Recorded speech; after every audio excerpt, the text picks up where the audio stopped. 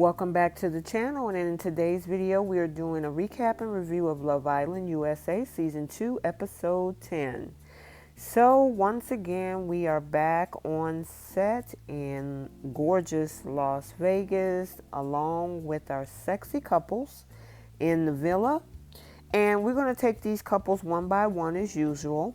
So our first couple again, and I mean it's plain to see.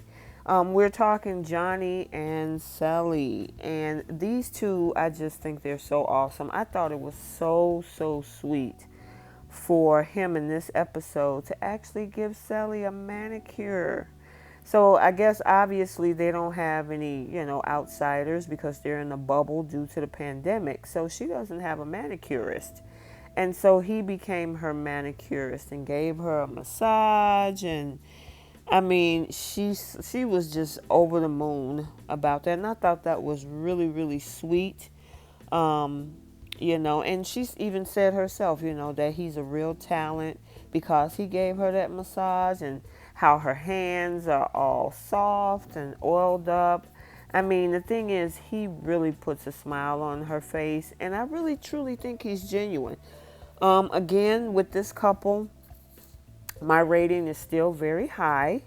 Of course, a 10. They're good with me. At first, Johnny was giving me kind of vibes the last couple episodes because of this whole thing with Lauren, but it seems like Lauren is out of his system. So I'm glad because I really like him with Sally, and Sally is really just enjoying herself, and again, I really truly think that these two are my favorite out of all of the couples. I mean, if there is any, so he continued to give her a manicure. They're just happy and enjoying themselves. And the thing is, when I take my scenes for these videos, the thing is with Sally and Johnny, it's hard for me to decide because they take so many great pictures together. They are just not only compatible with their connection, but they look good together. So let's go back to their conversation that they had at this point. She was talking about how, and even Johnny said this too, that they deserve to be on a date because we are the realest couple in here. And you know what? Honestly, they are. Everybody else, which we'll discuss later, have so much confusion going on.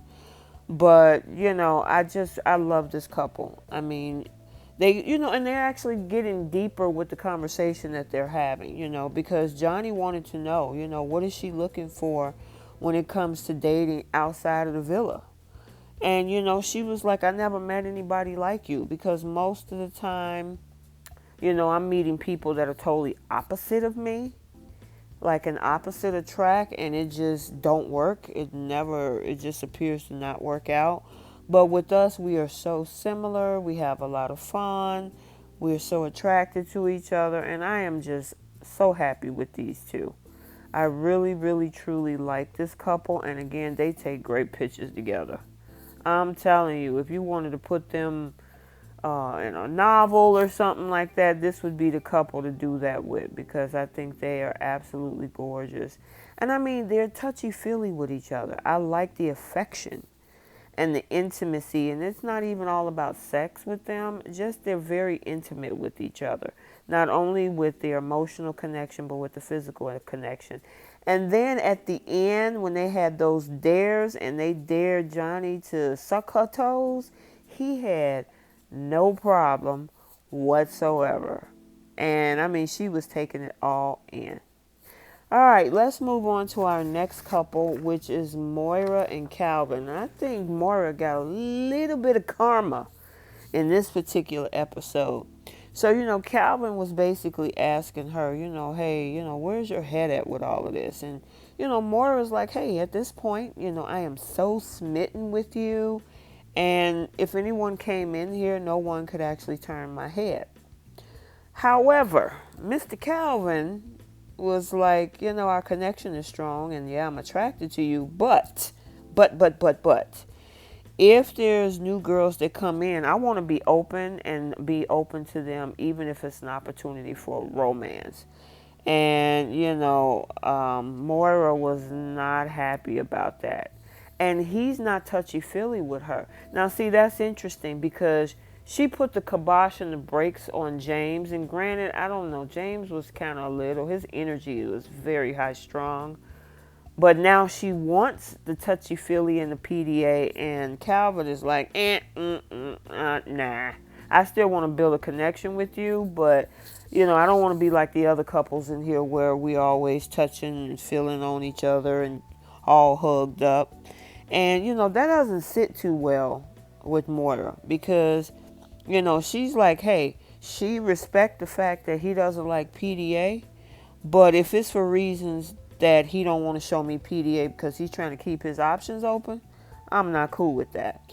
So she actually sit down and have a conversation with Justine about it and basically telling her, that, Calvin doesn't want anything physical with her. But I'm on the same page and I'm like, and even Justine say, are you on the same page? You just said it'll drive you crazy and piss you off the fact that he doesn't want to show you PDA, but you're on the same page with that. And you're open to new relationships. No, you're not, Moira. And her face, I just got to say this. Her facial expressions are priceless. She carry all her emotions in her expression. So when you know something going on with Moira, you know. But anywho, yeah, she's not happy. And I mean, it's the same conversation similarly that, Calvin had with Caleb. He was saying initially I had sparks with, Moira, but the thing is, I'm looking for fireworks. He want M80s and sparklers and all these types of things. And I guess Moira is just giving him a little spark.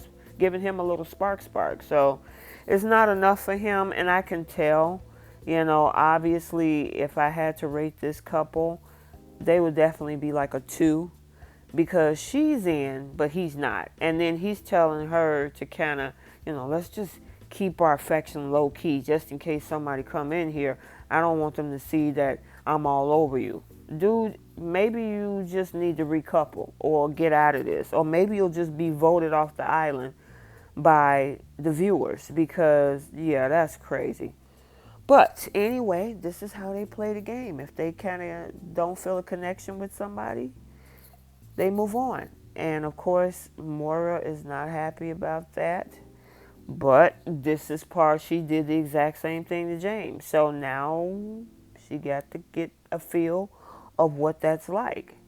You got somebody who you're all in, and Calvin is like, yeah, well, you're not, their fireworks aren't there. What can you do? So, she got to figure this out. It was interesting, though, that during the dare that they had, he gave her a 5-second kiss. And it seemed a little spicy. However, it was interesting how at the end of the kiss, and he was like, yeah, I really liked it. That 5 seconds was a little long. But then after he finished kissing her, he kind of wiped it off. I thought that was interesting. I don't know if you guys caught that. Let me know what you guys think. So let's talk about this next new couple, and that's Trey and Lauren. Okay? So, Trey is over the moon. Trey is like, I got one of the most attractive women in the villa, and I am so excited about it. And I mean, hey. So Trey said, told Lauren, hey, you came into the villa as a single woman, and now you with a serial kisser. And she's just like, yeah, whatever. And, he's like, well, she said, I'm glad you picked me. I'm excited to get to know you, and I know you're excited to get to know me as well.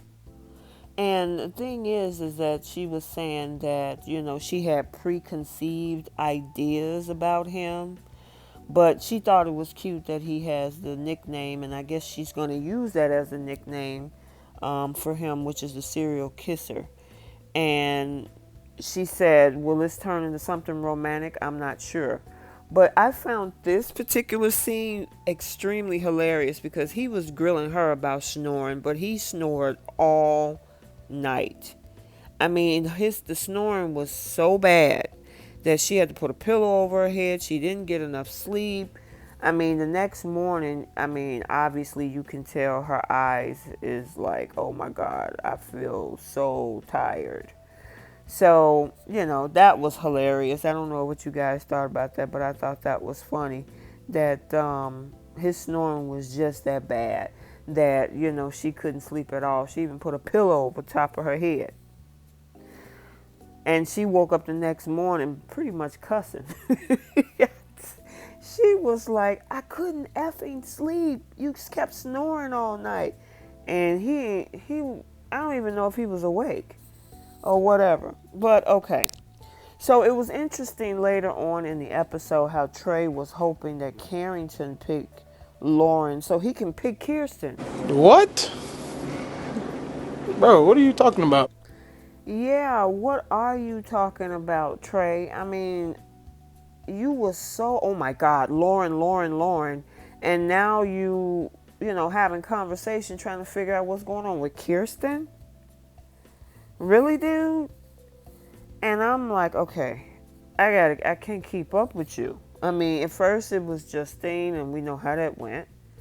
Then it was Lauren, and now you've been secretly craving Kierstan. And I think did you at one point was interested in McKenzie too? Okay, whatever. So they get to the dare game, and of course, they had the kiss for 5 seconds, and that kind of left him looking like, whoa. So we'll see what's going on with Trey. All right, let's now move on to our next couple, which is Justine and Caleb. And with Justine and Caleb, I mean, Justine was like, he had me going. And Caleb was, saying pretty much it wasn't an easy decision because, she was like, do you regret your decision? And he was like, no, it wasn't easy. But, I didn't want to see you go home. I want to continue to build something with you.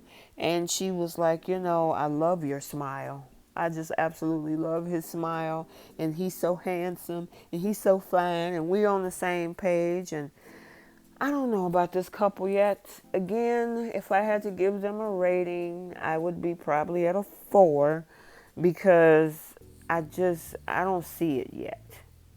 You know how you can see it with Johnny and Sally? I don't see that with them. So anywho, let's talk while we're talking about Sally. Justine had a conversation and, they were pretty much glad that Justine didn't go home. And Sally was like, I didn't want to see my best friend get sent home. And then she was saying how, to her, how Caleb is such a good guy. And Justine absolutely loves the way he kisses. And, she feeling some kind of way. Guys, y'all, let me know if you guys actually think that he made that much of an impact on Justine. I mean, I really haven't seen anything deep with them, unless there's some things going on off camera. But other than that, I really haven't seen anything. So, okay.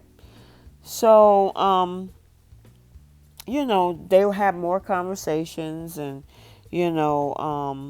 he asked her things about, what's her type and, she was, or he asked her, or they asked each other, what were their type? And, being down, somebody that's down to earth, somebody that's attractive. And of course, he's looking for somebody that is also attractive and down to earth. She was saying that he's very intelligent, he's respectful, he's kind, and, somebody she probably will want to bring home to her mom. She brings up her parents a lot, especially seeing her on television. But, it's like, okay. She's like, I'm just going to try to see what I can do with regards to her connection with Caleb.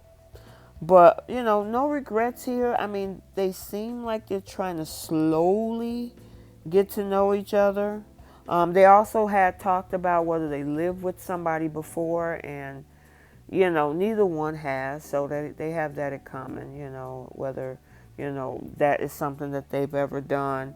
But, I mean, it seems like Justine is happy. I don't know about Caleb yet. I just, it's kind of like he's giving surface stuff. He's slow moving, but, I don't know. So anyway, at the end of the episode where they did the dare, her dare was to kiss him from the chest up to his ear. And yeah, she definitely did that. And I'm wondering, he said he was embarrassed. I'm like, dude, you always embarrassed? But it looked like to me he enjoyed every minute of it. So I don't know, Caleb.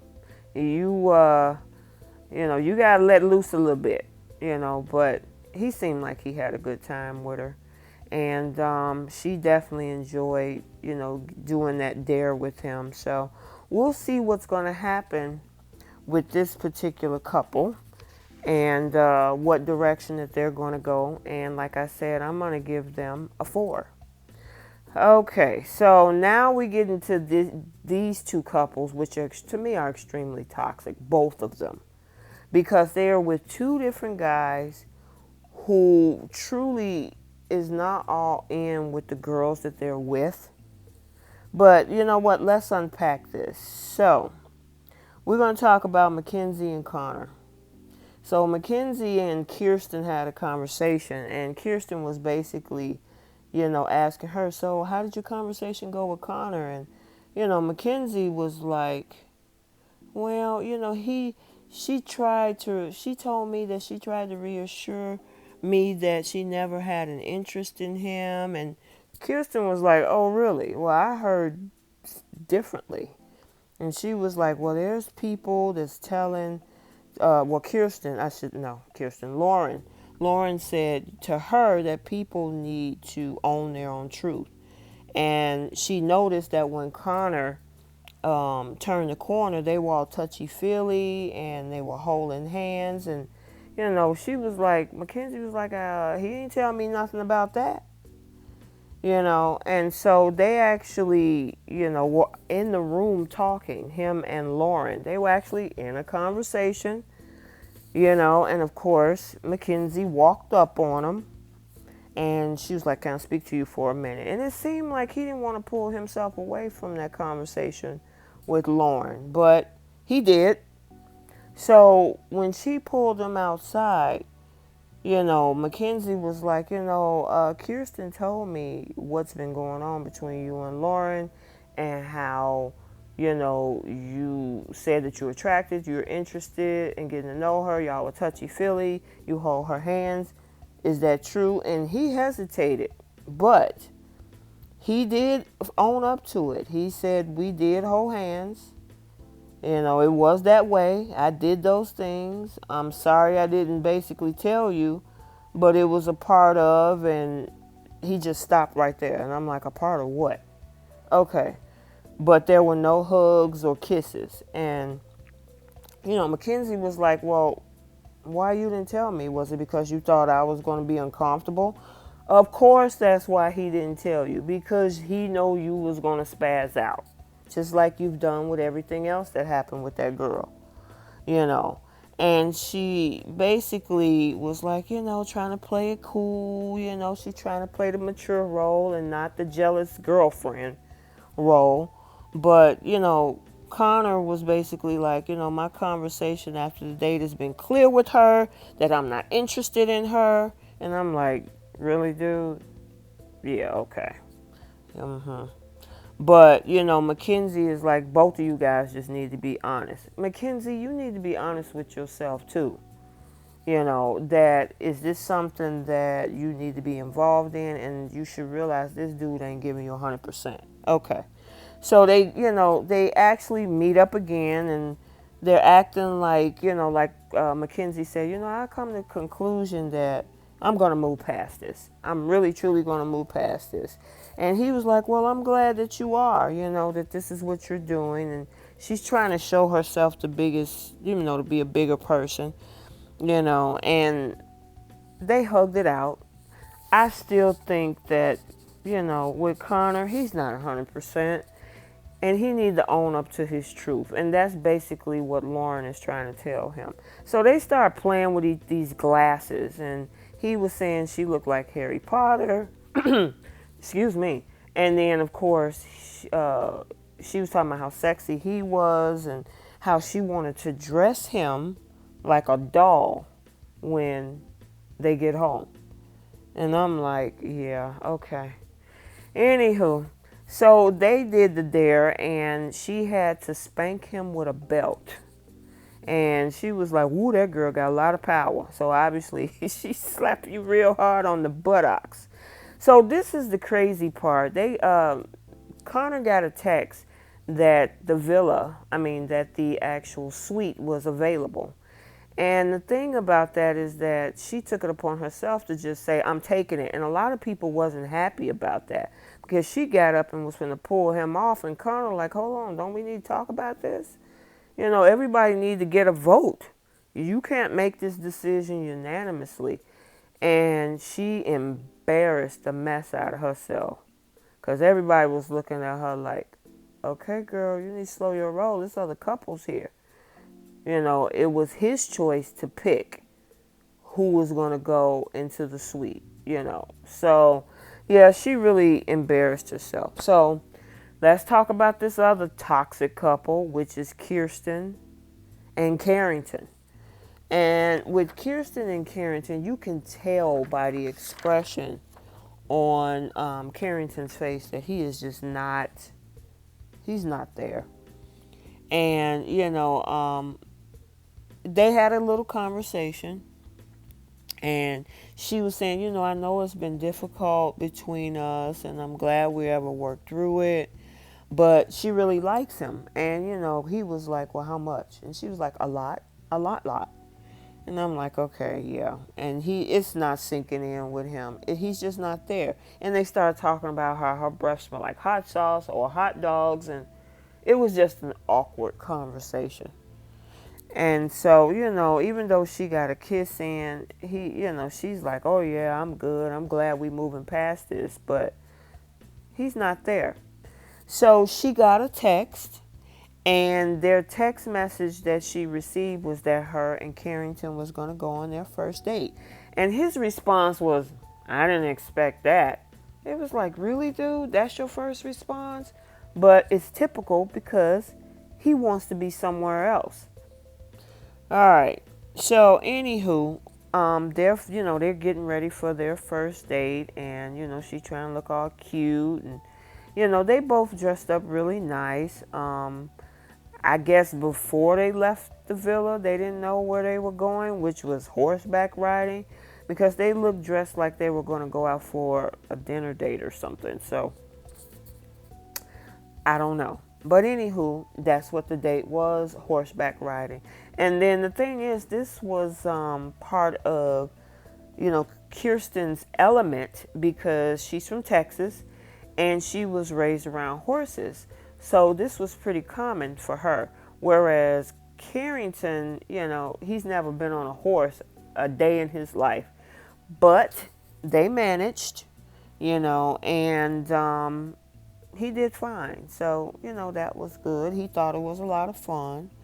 But they had a sit-down conversation. And she was like, I actually love this type of environment. Would you be open to moving back to Texas if we have a life outside of this? She was like, I don't know what goes on in Utah, which is where Carrington is from. But, would you be open to that? And he was basically like, well, you know what? I just want you to know, hey, I'm not, I'm not where you think I am, and I just want to take this slow, and, I don't need reassurance, and I don't need the touchy-feely. I'm like, what is it with these guys in PDA? First it was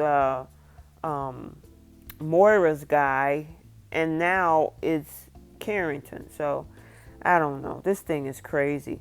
But, the whole thing about this is the situation with Lauren, because Lauren has an interest in Carrington, and at the same time, you have Trey, who was hoping that, you know, Carrington chose Lauren so he could get after Kierstan. And it's like, okay, y'all just flip. And I guess, you know, this is Love Island. They get the opportunity to try to explore different opportunities, you know. But if you want to couple up with these people, go ahead and do it. Don't couple up with somebody else who's interested in you when you should be coupled up with the person that you're actually interested in. So I just thought that that was just crazy. And, you know, basically Sally is trying to give vibes about, you know, you think the date is going well, and Carrington, make or break a date, you know, it could go good, it could go bad. But anywho, their date is over. They come back to, you know, the villa, and everybody is waiting. You had the girls waiting to talk to Kierstan about the date. And basically, you know, she was saying it went great, but what pissed her off is that she's never going to know what's going to happen because he's not all in. And like McKenzie told her, you know, you need to listen to that. And then with the guys, you know, Carrington, they asked him how was his date. And he was like, yeah, well, no, you know, I know she's all in, but I'm not giving enough energy. And, you know, of course, Trey is looking like, okay, maybe you can move out the way so I can get to Kierstan, you know. But, yeah, she's all in. He isn't. They need to be honest. Well, he needs to be honest and let her know that, you know, I'm half-hearted with this. You know, I'm not serious about this. And, of course, Lauren is like, yeah, move out the way so I can get to Carrington.